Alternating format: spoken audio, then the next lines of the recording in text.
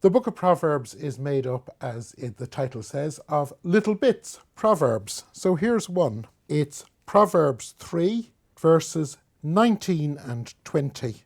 The Lord by wisdom hath founded the earth, has established the heavens by prudence. By his wisdom the depths have broken out, and the clouds grow thick with dew. What was going on in that proverb? It's a statement that the whole of the universe is a highly organized thing. Why? Because God not only made it, but he made it by his wisdom. And therefore the whole of the creation has somehow the stamp of God on it.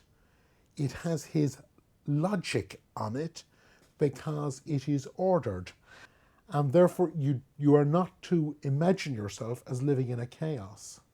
That is a verse that has inspired people in ancient Israel, it's inspired Christians, and it's interesting, it's inspiring Christians again today. Because again, the notion that the universe is just a place that you can go and ransack is actually a theory that you are the only ordered person, you are the only ordered element, and everything else is a chaos, and you just quarry it as much as you like. Whereas this is a theory, not that the universe is an end in itself, the universe is from God, but equally the universe has an order, and the agent has to understand it as having an order and then respect that order. So this verse could be seen as a foundation text for a theistic ecology.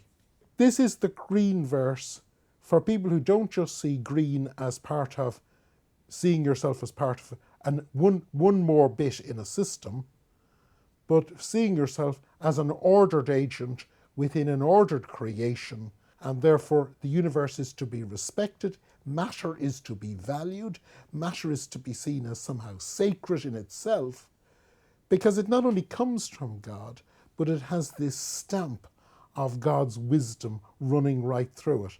Was the writer of this verse trying to big up God, or was the writer of this verse trying to tell people to look after their surroundings? The writer is telling people, number one, to look after their surroundings, that the difference between famine and survival is often orderly farming. And so built into the wisdom literature, there is a praise of ordered social existence. Like all proverbs, it's designed to deliberately have a certain tension within it. So the first phrase is, the Lord by wisdom founded the earth, established the heavens, perfectly ordered with prudence. By his wisdom the depths have broken out.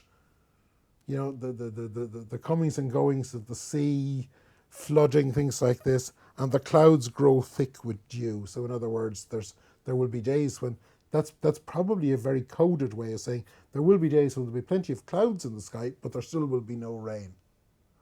But there'll be the next year, there'll be drought one year, the next year you might have a flood. So that there's a lovely tension in this verse between overall order, but order and disorder. And that's very typical of wisdom sayings that you find in something like the Book of Proverbs.